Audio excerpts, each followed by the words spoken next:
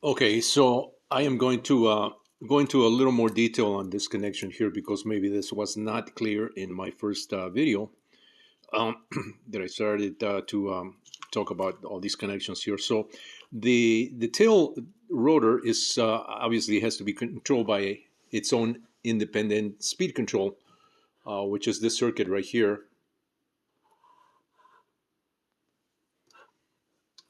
If I can move these wires out of the way here, let me move these servo wires out of the way so it's more clear what these things look like and how they're set up there. You can see that. Okay, so these are the speed controls, two independent speed controls and quadcopter type speed controls, 20 amp, very compact. They are opto isolated, so they have no BEC circuitry embedded in them. It's not required. All you need is a separate BEC circuit board, to do that. Power distribution to the receiver and the servos, 5 volt distribution. So these are the wires that connect to the motors right here, and the input to these EAC speed controls, electronic speed controls, uh, is done via these wires that are connected to the main connector here.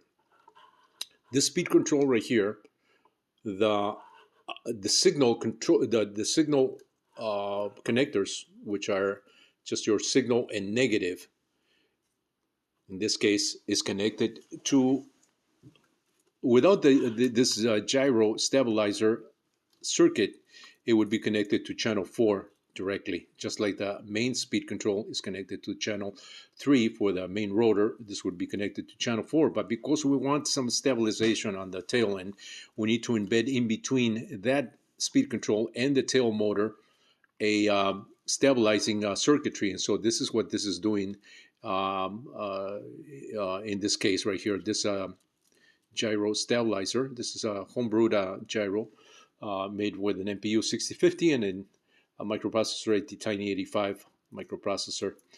So that's doing the stabilizing. Now this board right here is the sketch, or the programming on this board is such that this board needs to be installed horizontally.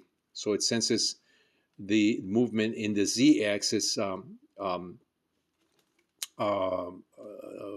vertically to sense that the tail control and stabilize the tail. Now this can be changed in the software, in the sketch, to be able to locate this sideways like this. So you can mount this board, or this board could be mounted sideways like this, provided the sketch is changed. Instead of the z-axis being maybe I think this is the x-axis or the y-axis,